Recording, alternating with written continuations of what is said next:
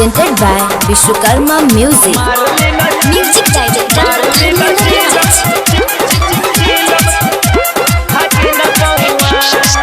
मारी लबूटी कम नहीं टूटी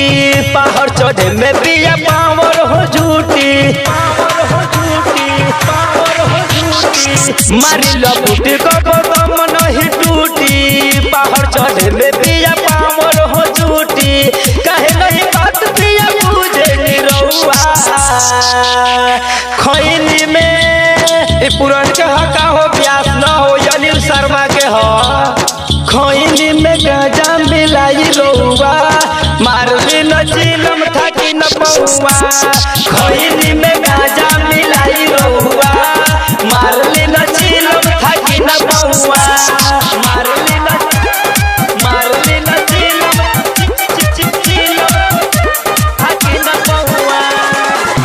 presented by Vishwakarma Music. मारली न चिलम थाकी न पौआ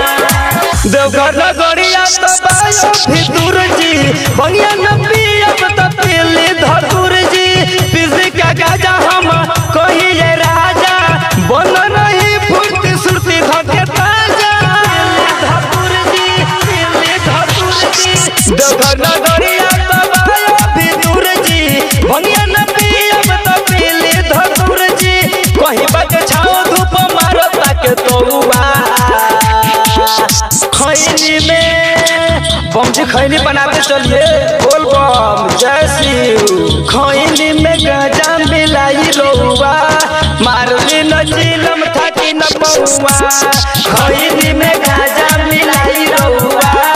मारली न चिलम थाकी न पौआ मारली न Music director थाकी न पौआ आप सुन रहे हैं विश्वकर्मा म्यूजिक की धमाकेदार प्रस्तुति।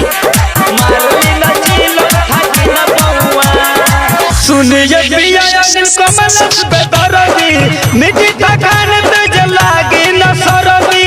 मनी हमार कहल ज्यादा हो नहीं रहल पहले से दसरौर ऐसन सब न लागी न सरदी सुनिए पिया राजा बेदरदी मिट्टी तकान ते जलागी न सरदी कनवा पकावर हम धइली लचकौआ खैनी में बोल बम बोलते रह खैनी में गाजा मिलाई रौआ मारली न चिलम थाकी न पौआ खैनी में गाजा मिलाई रौआ मारली न चिलम थाकी न पौआ M5 डिजिटल रिकॉर्डिंग स्टूडियो ढाका।